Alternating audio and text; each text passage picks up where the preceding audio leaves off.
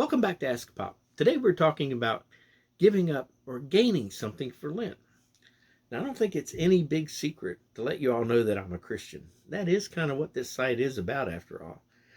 So, there are many, many different denominations within the Christian faith. And it is my belief, see what I did there? That whatever denomination or whatever church you belong to that allows you to have a personal relationship with Christ, that's the one that you should be at. That's the right one for you. Now, personally, I was raised in a church where we recognized Ash Wednesday, but we never recognized giving up something for Lent. And I'm a member and an elder of a denomination where, again, we recognize Ash Wednesday, but they kind of leave it up to each individual as to whether or not we want to recognize giving up something for Lent. So whenever I was studying to be in disciple class, I really went hard into finding out why some churches would choose to do this and other churches and denominations wouldn't. And wow, there's a huge reasons and differences in reasons why. It was very interesting to learn. But one of the best reasons that I could share with you all today is one of my best friends actually would sit in the parking lot on Friday nights, and at 12:01 would walk on Saturday mornings, would walk into the McDonald's with his son to have a double cheeseburger.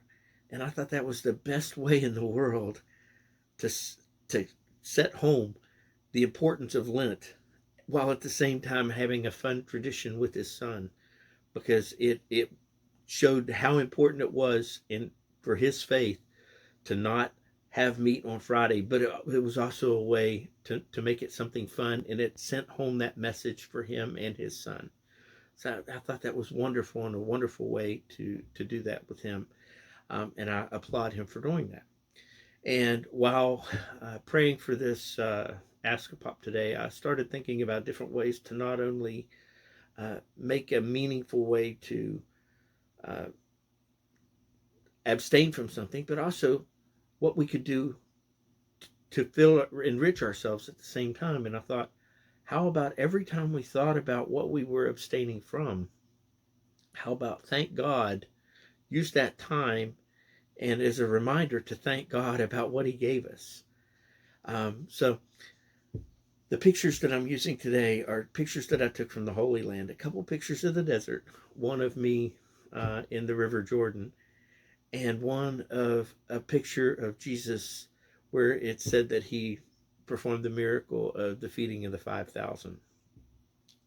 But this Lenten season, if you choose to participate in the Lenten uh, tradition of giving something up, how about every time that you think about what you're foregoing during the Lenten season, how about stop and thank God while you're, if you say, oh, I can't have fill in the blank, how about take that time to stop and say a quick prayer of thanks to God and say, thank you, God, so much for showing me the way this Lenten season. Just a thought from a guy that's lucky enough to have learned the way and continues to learn the way every day. May God bless you and yours each day in each way. The Bible verse today is Matthew chapter 6. As far as questions, do you recognize Lent and giving something up during Lent? What do you think of the idea of giving thanks during Lent? And what do you think about my friend and his idea of teaching the values of Lent and by the way he was doing it?